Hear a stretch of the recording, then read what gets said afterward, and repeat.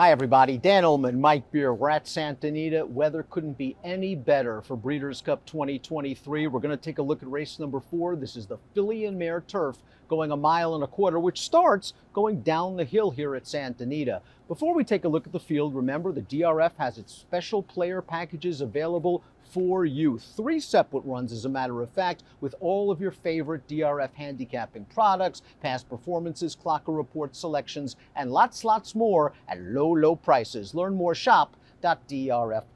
Here's the field for the Breeders' Cup filly and mare turf. And Mike, you've got a nice group of European entrants led by Inspiral, who's stretching out in distance, and Warm Heart, who's turning back in distance. 2 really nice mares in this race, Dan, over from Europe. A couple of others, too, who are not without a chance from overseas. This is a really good race mostly because the North American-based horses, they're all good, too. They're all good, and the one on the lead might be the best. That's the number 1 in Italian, and Chad Brown is going to try and stretch an Italian out from 1 mile to 1.25 miles. Now, he's done this in the past at Santa Anita, stretching horses out from 1 mile to 1.25 miles and winning the filly and mare turf. Can he do it with an Italian, a horse that hasn't been able to last in her last 2 races? Last couple races may be a little bit disappointing, although if you go by her speed figures, maybe not. She just earned a new career top in her most recent start. The distance is a major question, though. She's supposed to be loose on the lead, Dan.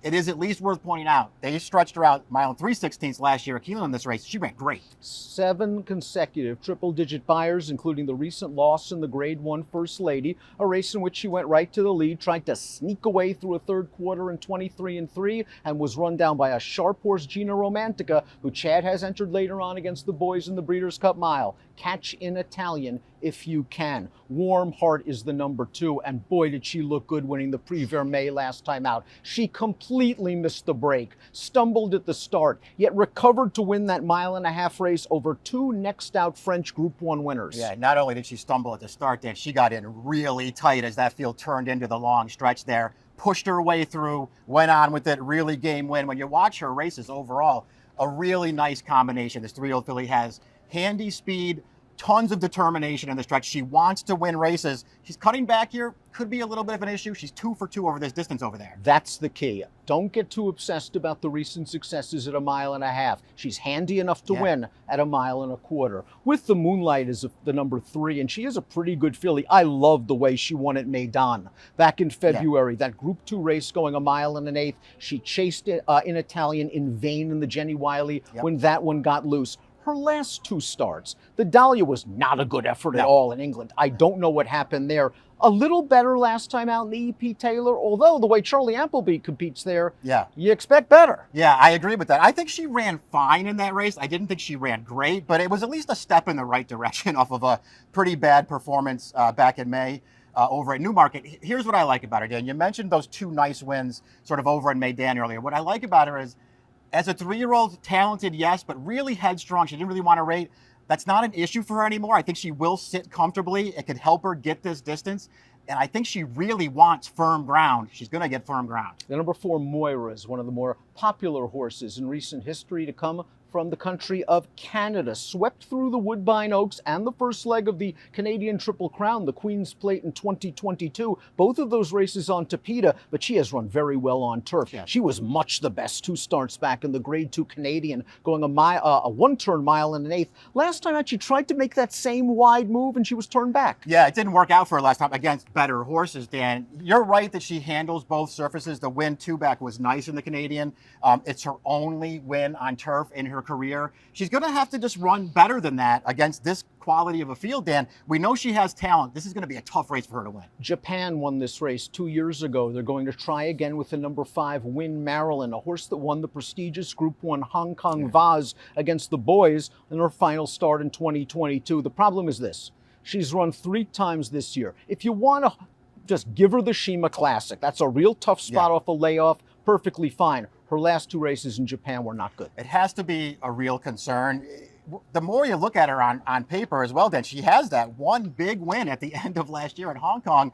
Other than that, I don't think it's going to get it done against a field like this. Inspiral is the number 6. It's Frankie Dettori, it's John Gosden, and she is a brilliant daughter of Frankel, coming into this race off 2 impressive Group 1 wins at a mile. Last time out was the Sun Chariot Stakes, a race over firmer ground, and she just sat right in between horses. Frankie maneuvered her down to the inside. It was a perfect trip, but Inspiral put the boots to them in the final eighth. Yeah, I'll agree with you. I mean, she did everything worked out as far as the trip goes, but she really ran in there. This is a 5-time Group 1 winner now. That might have been the best race she's ever run, Dan. The firm ground here, it feels like she doesn't really like it less than firm. The firm ground here, maybe it helps her get the 1.25 miles, which is obviously the big question. Maybe the downhill start and this sharp course helps as well. Maybe play the 1.25 miles, not 1.25 miles, and that's what's hoping horses like Inspiral's connections and, of course, in Italians to try this distance. Lindy is the number 7, and she is a lightly raced 3-year-old filly with a lot of upside potential. She was second in the French 1,000 Guineas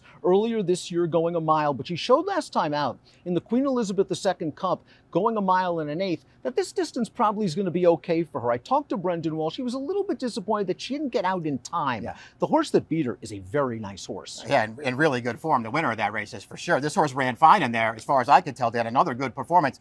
I know it was only against 3 other horses in the stateside debut at Kentucky Downs, but she romped that day, and she came over with good form, too. Fevrover is the number 8, and Fevrover wowed when winning the Nassau over Yielding Going in her first start of the year. Didn't break well, far behind, came from out of it, and rolled. She then showed a completely different dimension, wiring them in the Beverly D. Great ride from Javier that day, realizing there was no pace. I talked to Mark Casse before the Canadian, and he said this mare threw a fit. She started kicking the stall, she was washed out, she was uncomfortable, and she ran poorly. She ran better in this race, the E.P. Taylor. Casse told me that Javier said while she was pushing the early pace, she didn't seem that comfortable or interested. He backed her off, and all of a sudden she grabbed the bridle again and took off. That was a very interesting ride, and it was maybe the most interesting thing about that race, because she was on a lead early in there. They didn't seem like they were going fast. They backed out of it. It seemed like maybe she just wasn't going to fire that day. She came right back up to take the lead, though. She was much the best at the end. Rock solid overall form, Dan, and she gets the distance. The number 9 is Didia from Argentina. She's won 8 of her last 9 starts, and you could make an excuse for the loss. I mean, that was a walking pace, and she ran great. Yeah, she should be undefeated in North America. This was the only loss in the Grade 1 New York, 2 starts back, going this distance. They crawled in front of her. She still made up a ton of ground through the stretch. She was clearly best that day, but she didn't win. Nothing but good performances on her card.